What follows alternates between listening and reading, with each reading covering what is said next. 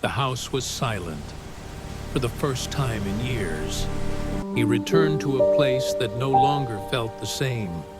This was where love once lived. But today, no one called his name. The rooms remembered everything. He searched for a scent that time had taken away. He waited, just in case. This was where he felt safe. Love doesn't disappear when someone is gone. It stays in the places they left behind. And so he stayed.